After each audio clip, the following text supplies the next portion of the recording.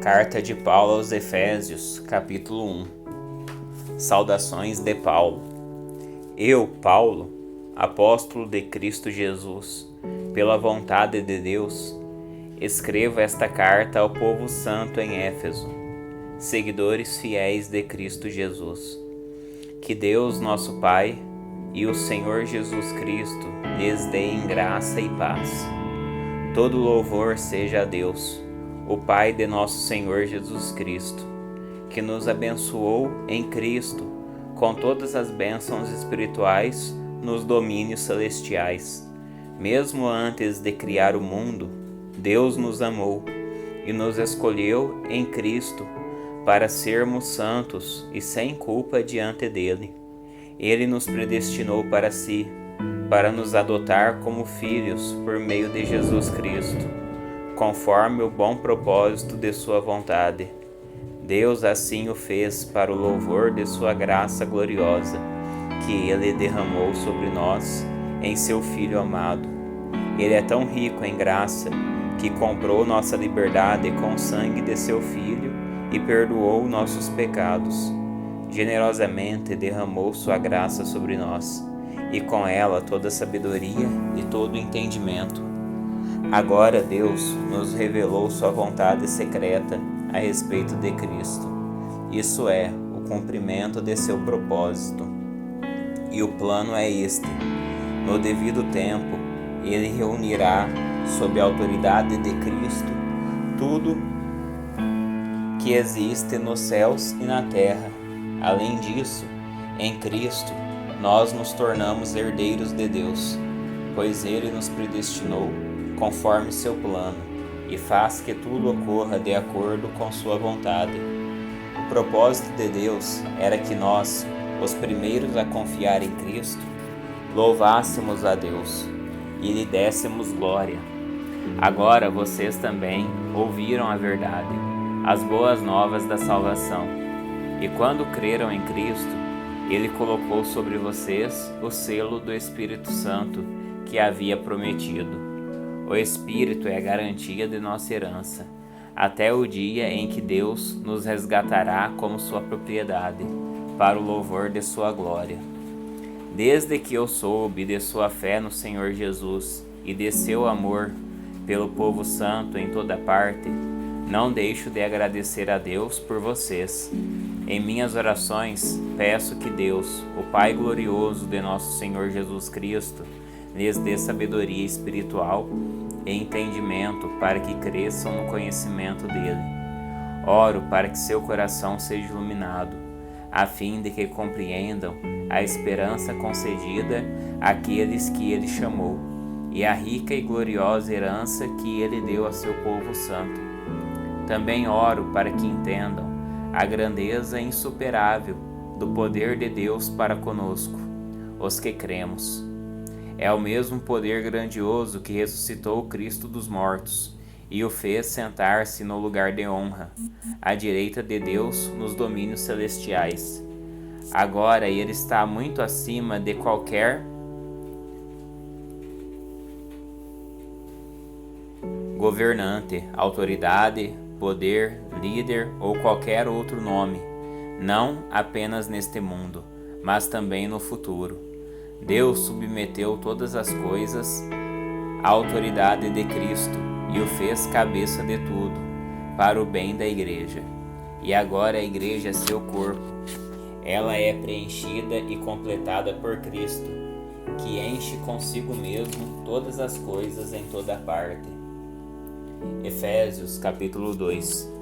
Vocês estavam mortos por causa de sua desobediência e de seus muitos pecados, nos quais costumavam viver, como o resto do mundo, obedecendo ao comandante dos poderes do mundo invisível.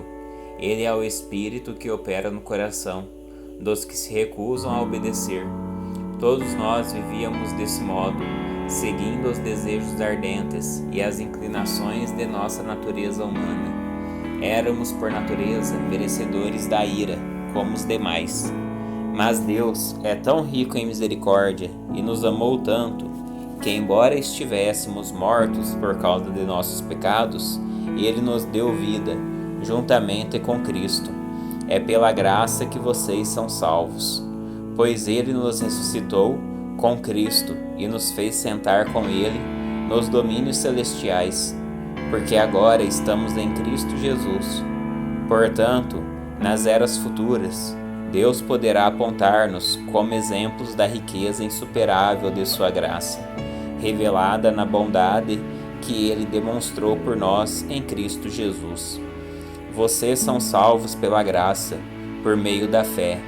Isso não vem de vocês, é uma dádiva de Deus.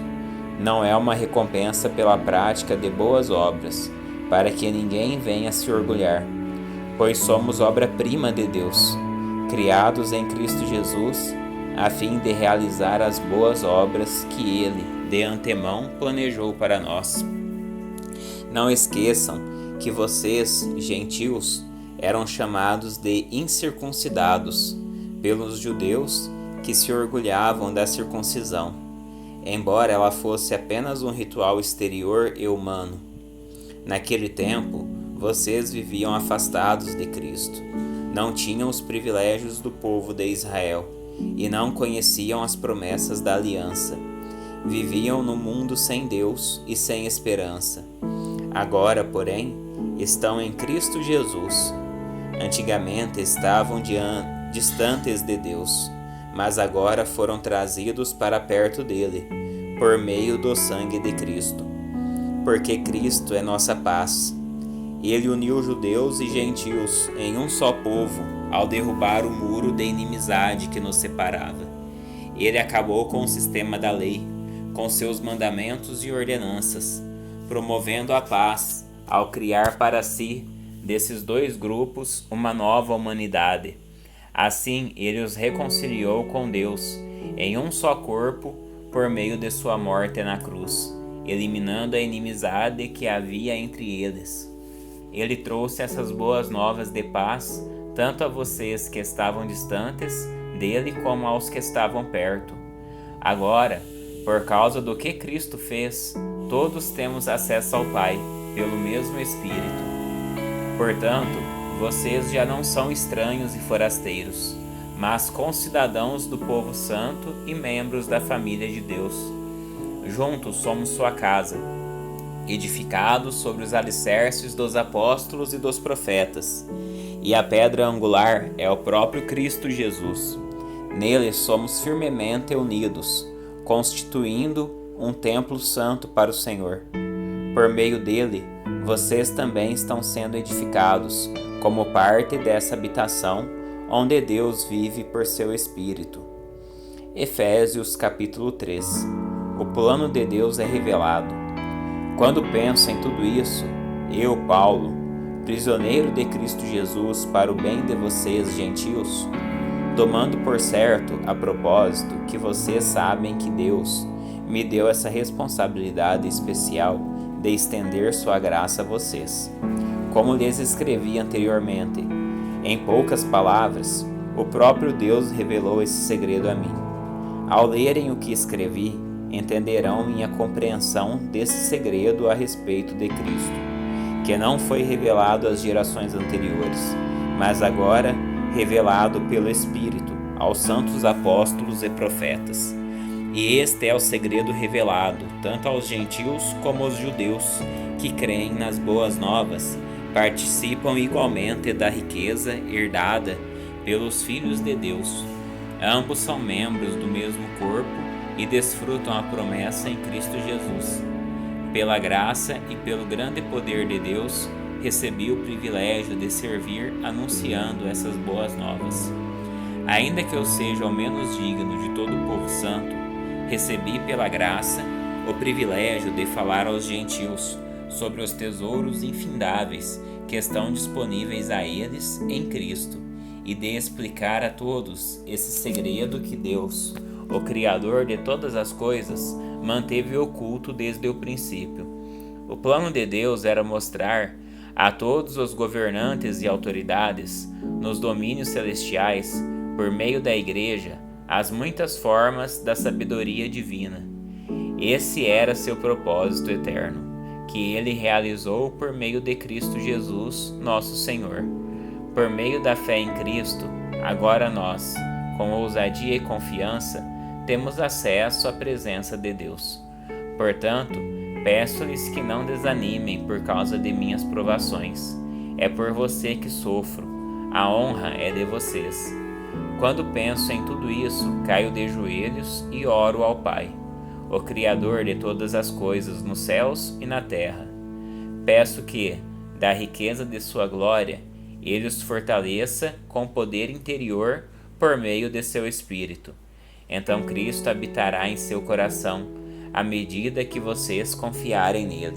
Suas raízes se aprofundarão em amor e os manterão fortes. Também peço que, como convém a todo o povo santo, vocês possam compreender a largura, o comprimento, a altura e a profundidade do amor de Cristo. Que vocês experimentem esse amor, ainda que seja grande demais para ser inteiramente compreendido. Então vocês serão preenchidos com toda a plenitude de vida e poder que vem de Deus. Toda glória seja a Deus que, por seu grandioso poder que atua em nós, é capaz de realizar infinitamente mais do que poderíamos pedir ou imaginar. A Ele seja a glória na Igreja e em Cristo Jesus, por todas as gerações, para todos sempre. Amém.